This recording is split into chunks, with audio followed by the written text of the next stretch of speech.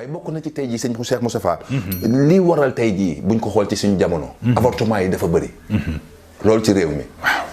ñi war a am doom ñu ne par force dañ leen di opérer mënuñu am doom ak seen sagooy bopp dafa bëri waaw te lii amutoon ci jamono waaw lu koy sabab ak lan yan ñooy conséquences yi ci nekk dëgg-dëgg ñetti mbir mi ngi ci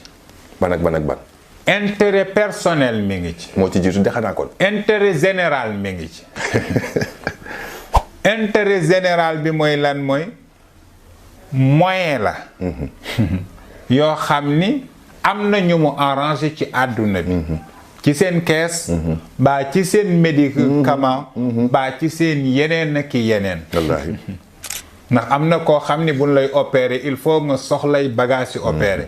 te bëggunu usine ba tëj baa intérêt yi dana am solo am na koo xam ni clinique am mu sañoon ku jar a opérer mu opérer ku jarul opérer mu opérer dégg naa la bu baax bàyyil